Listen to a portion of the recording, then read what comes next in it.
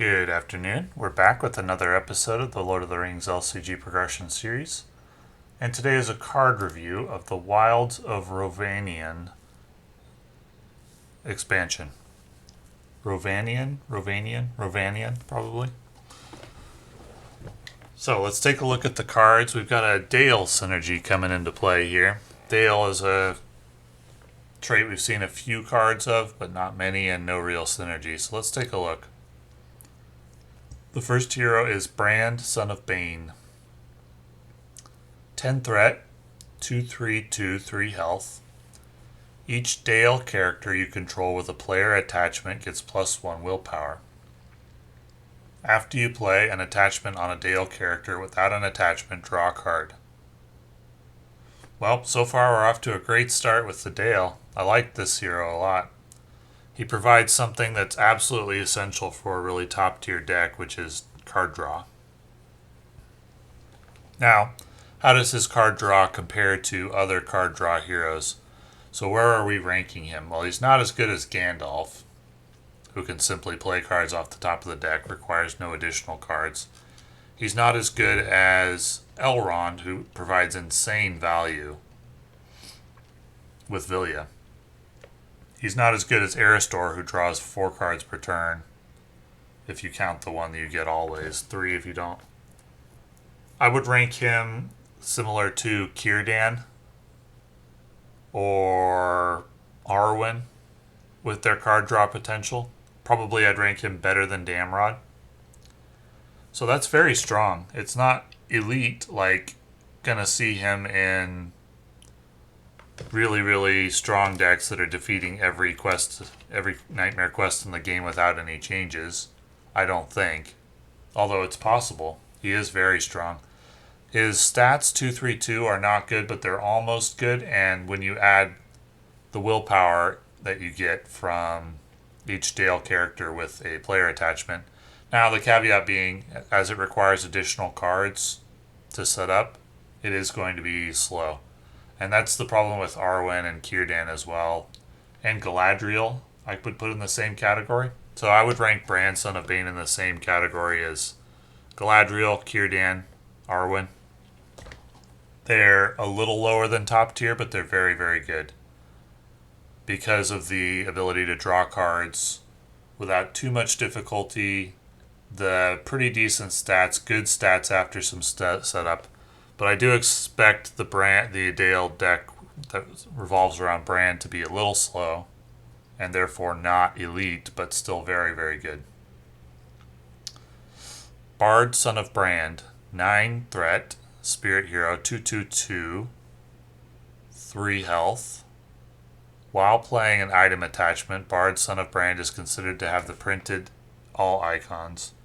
When a character leaves play, return each attachment attached to that character to its owner's hand. So that's a supporting ability for Bran, Son of Bane. Those are supporting abilities. You have to deal with bad stats to get them, though. I'm not sure you would necessarily always include Bard, Son of Brand in a Dale deck.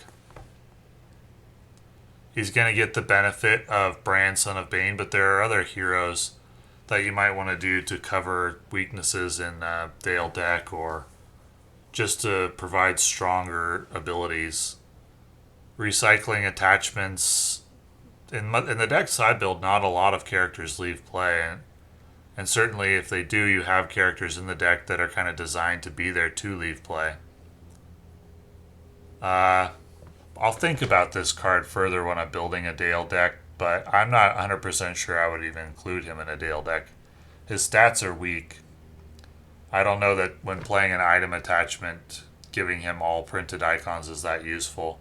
Because to take full advantage of that, you'd have to put Steward of Gondor on him. And I don't know that that's the guy you want Steward of Gondor on. I'm thinking more of playing like Bran, Son of Bane with Gandalf, who could fulfill that role when playing cards off the top of the deck anyway. Now that would be 24 threats, so the third champion would be something like Eowyn or Glorfindel to keep you around 30 starting. But that's my thought when it comes to Bard, Son of Brand. I think this ability that he has, the first ability, is overshadowed by other better options, namely Gandalf. So not other better options, but at least one other option that's better. And the second ability, recycling attachments, isn't going to come into play that often unless I miss my mark in terms of how many characters you're going to be losing during a game. But I do like Bran, Son of Bane a lot, and Bard would certainly make sense from a thematic standpoint. Redwater Sentry, 3 costs, 0, 1, 2, 3 health. Reduce the cost to play armor attachments on Redwater Sentry by 1. Redwater Sentry gets +1 shields and gains Sentinel. While it has an armor attachment, well, it's certainly good with an armor attachment. For functionally, you're getting 2 cost for 0, 1, 2, which is good. And then an additional armor. I like that card in the Dale deck. Strong defender. Fulfills that role very nicely.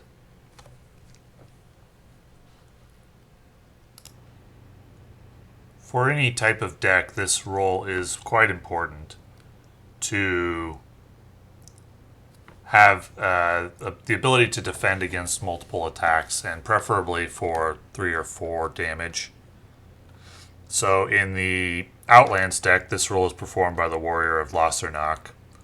In the Noldor deck that I've played in the last couple of quests, this role is performed by Vigilant Dunedain, but not performed very well because that card only has 2 shields, so it also tends to be taken up by Gandalf or Elrohir if his brother is out. Any deck which doesn't have good defensive options I've found it a struggle to play. This is a defensive-focused game, and one of the primary things you try to do in every game is stabilize the board state, because you often have a card starting in staging or coming out of the encounter deck that destabilize the board state, meaning give you more than you can handle if you don't play additional cards. So you're trying to stabilize in that you can deal with all the cards in the staging area or that are likely to come out of the encounter deck, and you can make progress on the quest. And it's important to focus on defense first and then offense because enemies attack first. So if you attacked first, it would be more important to focus on offense, and offense would be your defense, and defense would be not useful much at all. But as the enemies attack first, defense is pretty important, and so this is a very important card, Redwater Sentry, for a Dale deck to have, and it's pretty good as far as defenders go. I like it. Off to a great start with the Dale synergy. I'm liking what I see here. North Realm Lookout. 2 cost, 1, 1, 1, 2 health. North Realm Lookout gets 1 willpower and does not exhaust a quest while it has an item attachment. Well, that's great when it does not have an item attachment. 2 willpower and doesn't exhaust the quest. And it'll also get willpower from Bran, Son of Bane. That's great. Another great card for the Dale synergy. Very strong synergy. This seems like one of the synergies that's intended to get newer players into the game, in that they give you a strong synergy that works without having to buy a lot of additional cards, and gives you not an elite deck, but a very good deck, and potentially an elite deck in the right build. So I'm liking this expansion quite a bit so far. 3 out of the 4 cards I think are very good, and Bard, Son of Bran is going to be a great option if you don't have additional cards like Gandalf. Warrior of Dale, 3 costs, 0, 2, 1, 3. Reduce the cost to play weapon attachments on Warrior of Dale by 1. Warrior of Dale gets +1 attack and gains ranged while it has a weapon attachment. Well, in its role, so far we have a defender and a quester and an attacker, and all of them have been great for the role that they're presenting themselves for. 3 attack for 3 cost and the ability to play a weapon attachment on him, and he gets +1 with Brand. That's another great card for the Dale synergy. All 3 of these are good. I think the Warrior is the least likely for me to play, just because Tactics is typically the least likely sphere for me to play in true solo. And generally speaking, in true solo, I think that's true because tactics is weak on willpower, and generally you need characters to quest well. Although Redwater Sentry doesn't either, but given that you can use Brand, Son of Bane to buff all of them by 1 willpower, I think all 3 of these cards are very good in a Dale deck. They're even good outside of the Dale synergy if you're playing items or armor or weapons. Now, the caveat being with each of these is that they do require a specific attachment to take full advantage of. Redwater Sentry requires an armor one, North Realm Lookout requires an item, and Warrior of Dale requires a weapon, so that could be a caveat that matters quite a bit if there aren't good weapons or armor or items to play. And it could mean that it takes a while to get them up and running at their full strength because you have to wait until you draw the appropriate card. That's going to be the major weakness of Dale, and one reason why it's going to need strong card draw. That's why I like the idea of pairing Brand with Gandalf, because then you draw cards when you play attachments, and you also draw cards with Gandalf just by playing them off the top or by using something like Expert Treasure Hunter or Gandalf's Staff. I think that pairing makes a lot of sense to me, to overcome the weakness of needing a bunch of different combos to get your cards fully operational. Long Lake Trader, 2 cost, 1102, action exhaust Long Lake Trader to move an item, attachment from a character you control to another eligible character. Well, that one's not as useful. I can't see a reason why you'd ever need to do that. It's understated, which means you're relying on the ability of this card to make up for it, or a buff from Brand, but that ability just, why not just play the item on the character that you need it on in the first place? I don't think I've ever really played an item on somebody and then thought to myself, oh, I wish that was on somebody else. Maybe there's something else that makes that make sense, but as of right now, having looked at this first row of cards, I don't see a reason why I'd ever want to do that. So I don't see myself playing this card in a Dale, even in a Dale deck. Halberk of Mail, 1 cost armor, attached to a Dale or Warrior, limit 1 per character, but it's not restricted. Attached character gets +1 shields and +1 hit point if attached character has the Sentinel keyword. Well, on Redwater Sentry, that's a great card. On Redwater Sentry, that gives you +2 shields and +1 hit point. That's, for 1 cost, that's phenomenal on Redwater Sentry. And it's free. Phenomenal card on Redwater Sentry. Might be the best armor attachment in the game when it's put on Redwater Sentry. Even better than Gondorian Shield. I can't think of a better one off the top of my head. I don't think there is. How can you get better than free +2 shields and +1 hit point? That's very, very strong on Redwater Sentry. Is it good on other Dale or Warrior characters?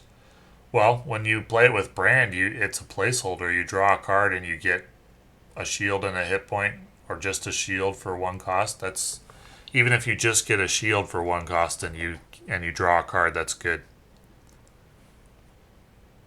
And +1 willpower. This is a great attachment. I would put it in every Dale deck, and I would consider it in non-Dale decks if I had Warriors to put it on.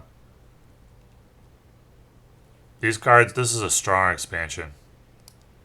This may be the strongest synergy at launch, even stronger than Outlands, which really didn't come into its own, in my opinion, until Aristor came out.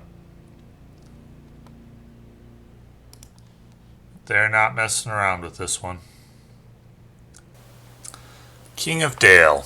It's 2 cost, attached to Dale or Esgaroth hero.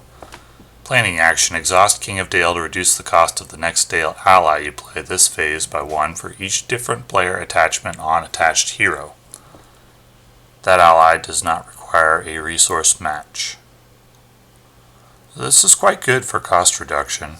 It does take some effort to set up though, so it's not going to be good turn 1. So cost reduction is at its peak on turn 1 or turn 2, and it sort of declines from there. For the first few turns, it's very, very strong, but over the course of the game, it declines further and further as you get more cost reduction or resource generation methods out. If you're only playing one cost reduction method, then it might not ever decline. But typically what happens is over the course of the game, you eventually play all the cards that your deck was designed to play, and then you just have resources build up. If this is a long game, this is what happens. Resources just build up and you don't really have a use for them. That's the purpose of cards like Gondorian Fire, which give you a way to use the resources that just build up in the late game. So resource generation and cost reduction are at their peak in the early game, particularly turn 1 and turn 2. And then they begin a slow decline from there, depending on the length of the game. King of Dale is not good turn 1, unless you're playing 2 Spirit Heroes, which is unlikely in a Dale deck. And even then it's not good because you're not going to be able to get out a lot of attachments probably and have an ally in your hand unless you just have the perfect hand. Turn 2 it's not that good either. It really doesn't get good until maybe 3 or 4. So it's not good at the time at which you want it to be most good, which is the early game. Any resource reduction or cost reduction or resource generation that doesn't work well in the early game is less good than resource generation or cost reduction, which does work well in the early game. And so a deck which does that well, for example, the Outlands deck that I play has 0 issues with resource generation in the early game with the cards that I play, because I can play Steward of Gondor on turn 1, and then I can play Captain's Wisdom or Wealth of Gondor or even Gaining Strength all on turn 1 without issue, which allows you to get off to some very fast starts. King of Dale is not that. It doesn't allow you to get off to a fast start. It is a good card, a high value card, but not during the time of game when you most want it to be good. If it was better in the very early game, for example, if it cost 0, it could genuinely elevate Dale to a higher tier of deck. But it doesn't, and that's probably by design. The Dale seems very strong, but with the caveat that it's slow to set up, and this card is on brand for that. It's still included in a Dale deck though, definitely. Bow of Yew. 0 cost. 0 cost is good. It's an item and a weapon attached to a Dale or warrior character, restricted. After attached character is declared as an attacker, exhaust Bow of Yew to deal 1 damage to the defending enemy. Oh wow. Well, that's good. 0 cost. It replaces itself when you're playing Brand, and you deal 1 additional damage, which goes through shields. That doesn't always apply, but it can. You could do an attack for 1 damage that wouldn't break shields, but still deal a damage. And it enables Brand's buff, so with Brand, this is a 0 cost, +1 willpower, +1 damage. I mean, that's an auto include in a Dale deck. Very strong. Very, very strong. In a Dale deck. If it's not in a Dale deck, it's okay, but not great. As I said in my attachments and events review, we're typically looking for +2. And this is +2, plus draw a card with Brand. That's really, really good. But it's not +2 without Brand, so without Brand, I don't know if you run this. You might consider it, but I kind of doubt it. But with Brand, it's very, very good. Auto include. Map of Rhovanion. 1 cost, attached to a Dale or Scout character, limit 1 per character. After attached character commits to the quest, place 1 progress on the active location. Well, This is good for just the North Realm Lookout if you're playing a Dale deck. The Bow of You is good for either the North Realm Lookout or the Warrior of Dale. Well, it enables them. It enables their buffs specifically, but you could also put it on a hero.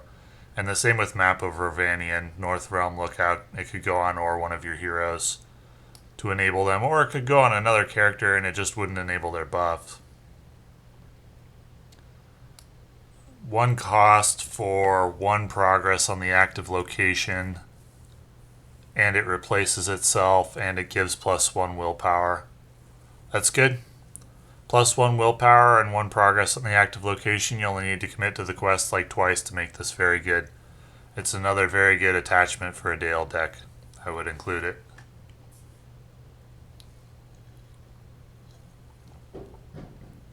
Necklace of Girion. 1 cost, guarded by enemy or location. When it's not guarded anymore, attached to a hero, attached hero gets +2 willpower and collects an additional resource during the resource phase.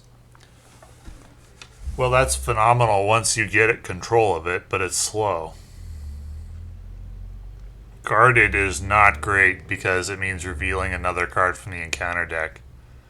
And that's really, really not good early in the game when you probably don't have the ability to deal with an extra encounter card. So this is a very slow card. I'd consider it, I'd put it in the same category as King of Dale, where basically if you're set up to collect it or to take advantage of it, you probably don't need it. So I don't know that I would include this. It's too slow and not only useless but detrimental early. It's a win more card, I would think. But great if you have the ability to clear out whatever's guarding it and claim it. +2 willpower and an additional resource is a great item for 1 cost, but the downside is pretty big early. And by the time you get set up to claim it, you may not need it.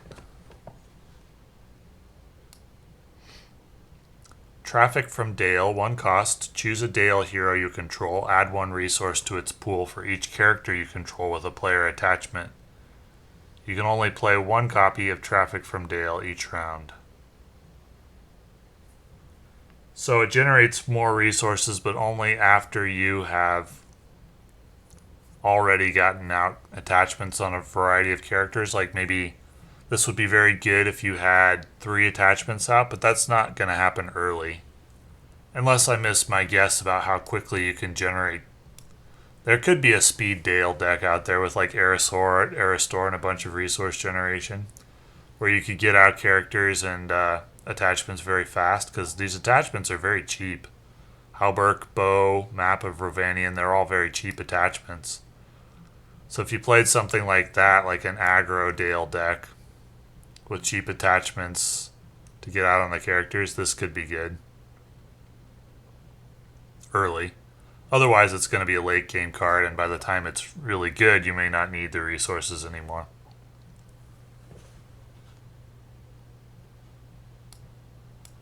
To arms.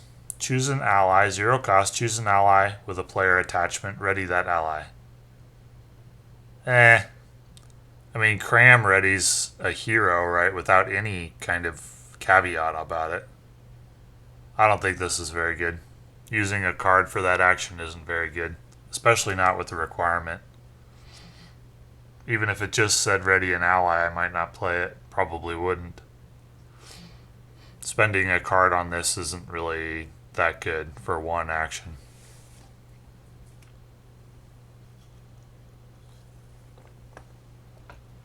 There's already a card that does this, at least for a hero, Cram, and it barely ever gets into a deck. Valor of the North, 0 cost. After a character is declared as an attacker or defender against an enemy with an attachment, that character gets +3 attack and +3 shields until the end of this attack. After a character Well, the only time you'd be able to take advantage of both the +3 attack and +3 shields in the same round is if you had action advantage on that character. So I guess it's intended to pair with 2 arms.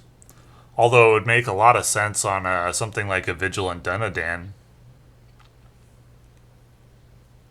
It would be great on that character if that character had an attachment, because you could defend for, let's say you put a Halberk of Mail on it. Is the Vigilant Dunedain a warrior? Let me check.